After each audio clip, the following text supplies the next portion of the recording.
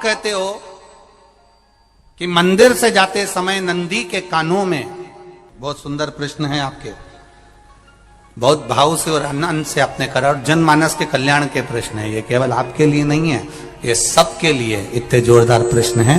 जो गलती भी करते होंगे तो उसको सुधार सकते।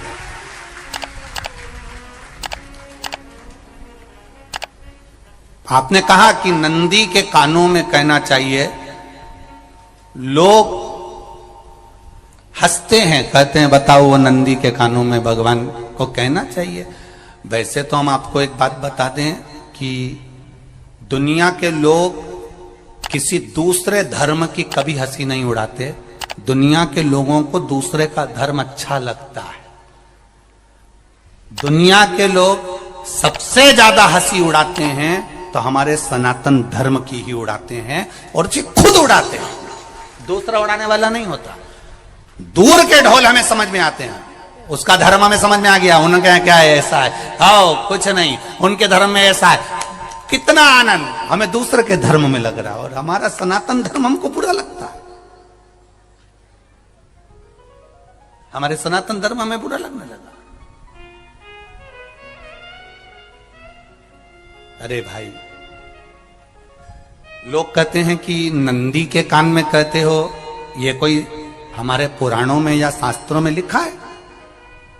भगवती बहन साहू, आपको धन्यवाद देना चाहूंगा और एक बात कहना चाहूंगा, जितनी भी शिव महापुराण के अंतर्गत चाहे उपाय जो बताए जाते हैं कि बेलपत्री ऐसे चढ़ाना, काली मिर्च ऐसे चढ़ाना, चावल ऐसे चढ़ाना, धतूरा का क्या महत्व है, शमी के पत्ते का क्या महत्व है, बेलपत्री के पत्ते का क्या महत्व है, ये जितनी भी बातें बताई जाती हैं ये सब पुराण के अंतर्गत से बताई जाती है।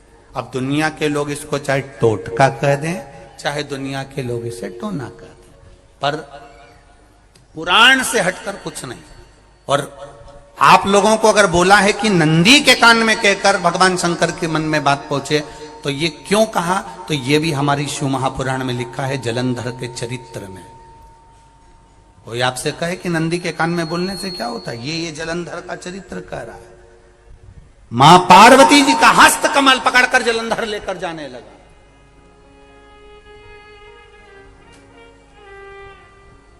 वृंदा का पति लेकर जा रहा। वृंदा तो भगवान की भक्ति में लीन रहती थी, उसको तो जलंधर को सबसे ज्यादा तकलीफ थी नारायण से, पर शिव के पास आ गया, क्योंकि ईर्षा प्रवृत्ति, अभी कथा में कहा, कोई कोई ऐसा होता है जिसको तुमसे बेर नहीं होता तो भी अंदर से ईर्षा जाग जाती है। कोई कोई ऐसा होगा जिसको अंदर से ईर्षा जागती है, अपने आप अंदर से ईर्षा जागती है, उसका कोई बेर नहीं, पर ईर्षा जाग भीतर से ईर्षा जाग। ना आप उससे मिले हो, ना कभी वो आप उसके सामने बैठे हो। कई लोग किसी ना किसी की बुराई करते हैं तो हम लोग पूछ भी लेते हैं, क्यों साहब उनसे मिलकर आए हो क्या तुम? कभी नहीं मिल किया, कभी उनका सामना हुआ नहीं हुआ, तो फिर बुराई क्यों कर रहा? एक ने कर दी थी इसलिए हमारे ध्यान में था तो हमने भी कर दी। लो, वो कुआं में डूब के मरेगा तो तू भी मरेगा का? नहीं। नंदी सामने बैठा है, गणेश जी को मालूम पड़ गया, कार्तिकेय को मालूम पड़ गया, मां पार्वती जी का हस्त कमल जलंधर ने पकड़ लिया और लेकर चला। मालूम पड़ गया, तब नहीं रहा गया। गणेश जी को क्रोध आ गया और गणेश जी महाराज आए, शिव जी को जगाने लगे, पिताजी पिताजी पिताजी कर कर जगाया, उठो पिताजी, पिताजी उठिए, पिताजी जागिए, पिता को जगा रहे हैं। भगवान शंकर नहीं उठे, तप में लीन थे। क्या करें हम? जलंधर के पास में इतना बल है, इतना बल है, और पिता की आज्ञा नहीं होगी तो हम कैसे मार देंगे इसको? मारने को तो हम मार दें।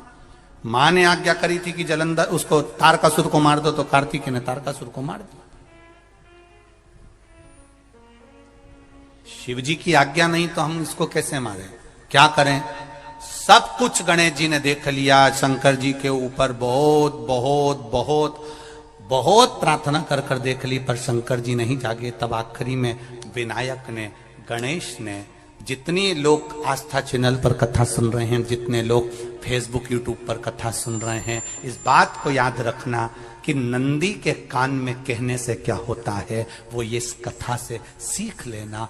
आखिरी में गणेश जी को लगा किसको कहूं, शंकर जी भी तप में है, नंदी भी तप में है, मैं किसको कहूं?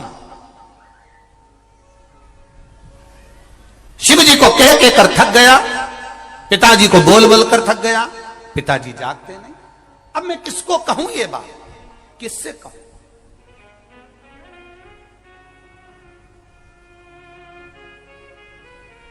विनायक गए सीधे अब नंदी के पास में। नंदी भी तप में लीन थे, शंकर जी की ओर मुख था, शंकर जी की ओर मुख था। गए और जाकर तुरंत विनायक ने नंदी के कानों में जाकर कहा, नंदीश्वर, मैया का हाथ पकड़कर जलंधर लेकर जा रहा है, पिताजी तप में लीन है, कृपा करिए ना। बस केवल नंदी के कान में कहा, गणेश जी दूर हट गए। नंदी के कान में कहा, शंकर जी के नेत्र खुल गए, शिव जी के नेत्र खुले।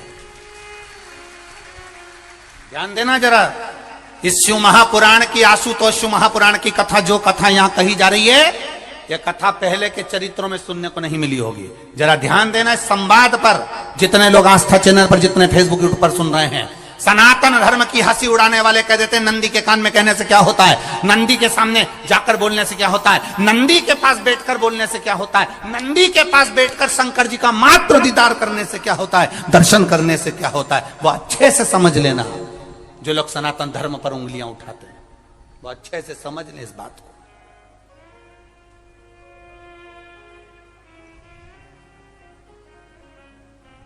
क्या होता है? नंदी तप में लीन, शिवजी तप में लीन, शिव नहीं उठ रहे। विनायक ने नंदी के कानों में जाकर कह दिया, नंदी के कान में जाकर कहा, नंदी के नेत्र नहीं खुले। नेत्र किसके खुले? जम के बोलो, महादेव के खुले, शिव जी के खुले। ये मन का तार। नंदी शंकर की आराधना कर रहे थे, शिव अपनी भक्ति में डूबे थे। यहां कहा, यहां पहुंचा, जो दिल में था उस तक बात पहुंच गई। नंदी के दिल में शिव थे, तुम कहे, नंदी ने शंकर तक बात पहुंचा दी। वो सूत्र जो बंधा था दिल से दिल तक का, वो पहुंच गया। वो सूत्र जो दिल से दिल तक बंधा हुआ था, मन से बंधा हुआ था, खबर वहां तक पहुंच गई, खबर पहुंच गई। उसको जानो, लुटाइए, ये मौका मिला है आनंद का, दिल से प्रेम लुटाओ। नंदी से कहा, नंदी ने देवादिदेव महादेव से नहीं कहा, केवल नंदी आंख बंद कर कर बैठे थे। कहते से ही भगवान गणेश के शब्द शिव जी तक पहुंच गए, शिव जी के नेत्र खुल गए और उन्होंने जलंधर के पास पहुंचकर पार्वती जी का हस्त कमल छुड़वाया। जरा विचार करिएगा, आप नंदी से कहते हो मेरे महादेव तक बात पहुंच जाती है। आपको केवल नंदी से प्रेम से कहना है, नंदीश्वर मेरे बाबा, ए मेरे बाबा, आप रोज शिव जी को लेकर भ्रमण पर निकलते हो, मुझे बहुत दुख है, आप मेरे दुख को मिटाने के लिए मेरे दरवाजे पर क्यों नहीं आते? नंदीश्वर से कहा, शिव जी तक बात पहुंच जाएगी, शंकर के नेत्र आपके लिए खुल जाएंगे और महादेव आपके यहां खड़ा मिलेगा, मेरा महादेव आपके पास में खड़ा मिलेगा। आशुतोष शिव महापुराण की कथा कहती है, लोग कहते हैं नंदी को कहने से क्या होता है, ये शिव तत्व की कथा आशुतोष शिव महापुराण कह रही है। कहा वहां तक पहुंचा, दिल से दिल का कंठ। जो भगवान नंदी के कानों में कुछ कहकर आते हैं, बोले हो कभी? सीधे बोल देते हो क्या जाकर? नंदी के कानों में कहने का भी एक तरीका है। आप लोगों को मालूम होगा वो तरीका? नहीं मालूम? बेलपत्री की जो डंडी रहती है ना, बीच का जो भाग है, ध्यान दिए ना जरा सा, ये बीच की जो डंडी है, फिर से देखिए, बेलपत्री के 2 पत्ते और उसके पास में जो बीच की जो डंडी का भाग है, दिख रहा है आप लोगों को? ये 2 डंडी, ये बीच की 2 पत्ती और उसके बीच में जो 2 डंडी का भाग होता है। जब हम देवाधिदेव महादेव से कोई बात कहने वाले होते हैं ना कि बाबा बहुत दुखी हूं, बाबा बहुत तकलीफ चल रही है, बाबा मैंने एक कंपटीशन एग्जाम में परीक्षा दी है, बाबा मेरे जीवन में ये तकलीफ हो रही है, बाबा, तब इस बेलपत्री की जो ये डंडी होती है, इस उंगली से, इस अंगुष्ठ से इस डंडी को पकड़ा जाता है और बाबा के कर्ण में कहने से पहले ये हाथ को नंदी के ऊपर रखकर फिर हम बाबा के नंदी के कानों में कहते हैं और चलते समय इस बेलपत्र को अशोक सुंदरी की जगह पर चढ़ाकर वापिस सजाते हैं। देव अधिदेव महादेव को पार्वती की बात मानना ही पड़ती है और वो कहना ही पड़ता है। ये बेलपत्र की महत्व है। ये जितना फल एक बेलपत्र की पत्ती में, उतना की उतना फल। हम आपसे फिर कहेंगे, कभी मौका मिल जाए जिंदगी में, कभी तुम्हारे जीवन में अगर मौका मिले और कहीं बेलपत्री का वृक्ष मिल जाए जिसकी छांव तुम्हारे ऊपर पड़ रही हो, तुम्हारे ऊपर अगर बेलपत्री की छांव पड़ रही हो, उसके नीचे बैठकर कभी मौका मिले, एक बेलपत्री का पत्ता मात्र रखकर आप शिव जी का नाम लेकर जल भी अगर समर्पित कर रहे हो ना, तो वो 12 ज्योतिर्लिंग को जल चढ़ाने के बराबर फल प्रदान कर। एक बेलपत्री का पत्ता, एक बेलपत्री का वृक्ष, एक बेलपत्री के वृक्ष की छांव हमारे जीवन को कृतार्थ कर देती है, धन्य कर देती है, कृतार्थ। कभी भी शंकर के मंदिर में जाओ, शिव जी का पूजन कर कर जब वापिस आओ, तो शंकर भगवान के मंदिर में जो बाहर नंदी बैठता है, उसके कानों में ओम नमः शिवाय बोलकर अपने मन की कामना उसके कानों में बोलकर आप आ जाइए, आपकी कामना 3 महीने में पूरी हो जाती है। नंदी के ईश्वर भगवान का स्मरण करिए। अगर 7 बेलपत्र आप शंकर को समर्पित करते हो तो 1 बेलपत्र नंदी भगवान पर भी अवश्य समर्पित करो। नंदीश्वर भगवान शिव को समर्पित, 1 बेलपत्र नंदीकेश्वर की ओर चढ़े। और बहुत ध्यान दीजिए महाराज, अगर कोई काम अटक रहा है, नहीं हो रहा, बहुत प्रयास करा, तो भगवान शंकर के मंदिर में 5 बेलपत्र चढ़ाइए। और शंकर भगवान की जो छोटी लड़की है अशोक सुंदरी, आपको बताया था ना अशोक सुंदरी का स्थान, भगवान शंकर की 6 लड़कियां हैं, उसमें से सबसे छोटी लड़की अशोक सुंदरी की जगह पर 1 बेलपत्र चढ़ाइए। फिर 1 बेलपत्र नंदीकेश्वर पर चढ़ाइए और नंदीकेश्वर पर चढ़ाने के बाद भगवान शंकर के मंदिर के बाहर चौखट पर दिया लगा दीजिए साइड में, और फिर अपने घर पर आ जाइए, आपका कार्य सफल होना प्रारंभ हो जाए। नंदीकेश्वर भगवान नंदीकेश्वर का स्मरण कर लेने पर जीव आनंद सुख की अनुभूति करता है, आनंद सुख को पाता। भगवान नंदीकेश्वर का पूरी दुनिया में केवल एक केदारनाथ ही एक ऐसा है जहां पर ओम कुंड विराजमान है। कौन सा कुंड है वहां पर? ओम कुंड।